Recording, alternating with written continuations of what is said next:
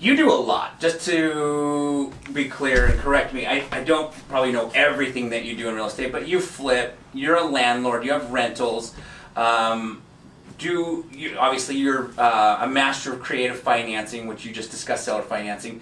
Do you do other things in real estate that I don't know about, just out of curiosity? I do some short-term rentals as well. Oh, okay, like cool. 5 of those, yeah. Oh, nice. So, doing all of these different things, what is your favorite part of real estate? For me, it's flipping, right? I have rentals as well, and I flip, and I've wholesaled, but my passion, I love taking an ugly house and doing an art project on it and making it beautiful. What's your favorite part about real estate? Yeah, I think doing the creative deals, like the seller finance deals, really helping someone who's up against the wall, is about to lose their house, their credit, they're going to go into foreclosure, get kicked out, and going in and helping someone like that. And then sometimes I'll flip it depending on the equity, sometimes I'll rent it out, but negotiating those deals and having those creative situations set up, I think, is my favorite part. That is awesome, because truly, the more you know about how you can creatively structure a deal, the more you're able to help people, right? And you being a creative financing master, you're probably able to help most people where a lot of, let's say, I'm a realtor, so not to discredit realtors, but a lot of real estate agents, you don't learn creative financing in real estate agent school. You're a realtor too, you mentioned earlier. Yep. So, a game changer for me too was learning the creative financing, being able to offer more opportunities to individuals who are selling their house, like you said, in potential foreclosure and all that stuff. So that's fantastic. I didn't know that. That's awesome. I know you do a lot of creative financing, but it's always interesting to hear what someone's favorite part is.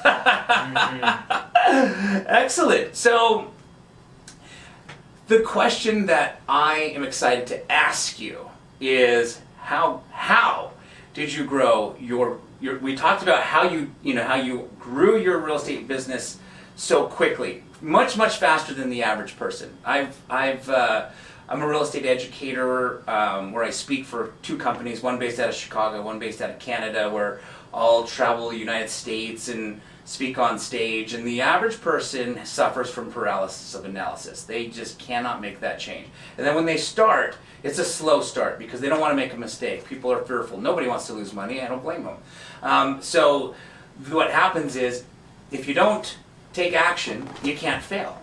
And if you take action, you might fail. And people don't want to fail, so the easiest, safest places to stay is don't take action. I'm fascinated by how fast you grew your success, because that is not the average, that is not the normal.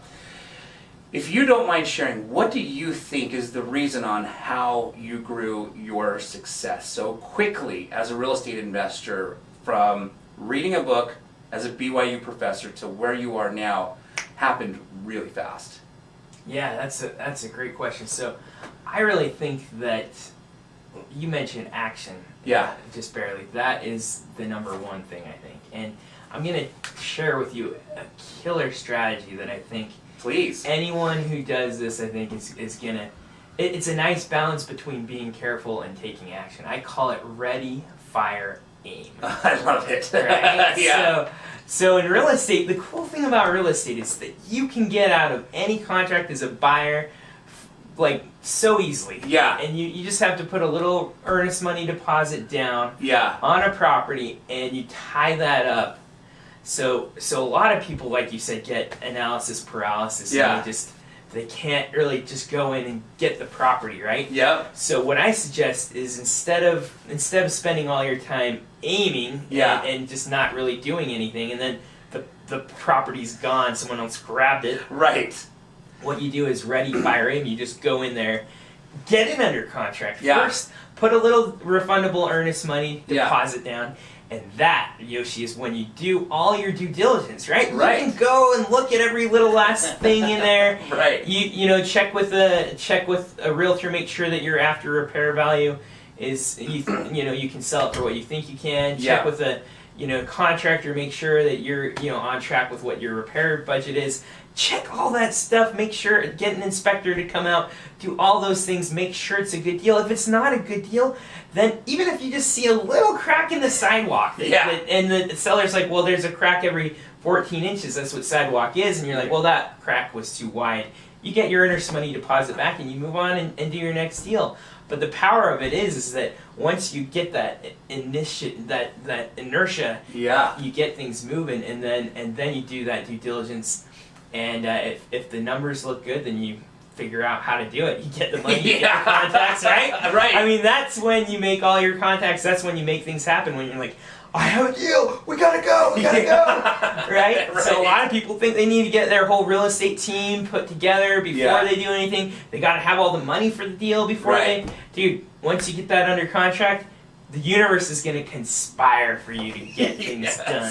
Because then you got a time deadline, right? When the due diligence is ending. Right. So ready, fire, aim, baby. That is such a great principle that's helped me so much. I love it. I love it. So you see it, submit the offer. That's the fire, right? Get it under contract, and then aim, figuring out your analysis afterwards. And if it doesn't work, like you said, you get your money back. You cancel the contract, earnest money back. That is, that. I think if people could understand what you just shared, there would be so many more people making offers, right? But the whole analysis, I don't know if this is good, let me go look at it again. I've already seen it 5 times, but I'm going to drive by one more time after work. And then they find out the seller isn't even interested in selling it. Yeah. They spent all this time analyzing. The seller's not even going to give it to you. Yeah, right. You spend so much time aiming, by the time you're ready to fire, the target's gone. Exactly. Oh, awesome. When did you realize that in your business? Like, I love that, because I think truly if people could understand what you just said, people wouldn't be hesitant on at least getting something under contract. Because like you said, then you can decide if you want it or not want it. If you do, then the world will conspire, because you'll have to then go get the money and everything. But when did that click for you?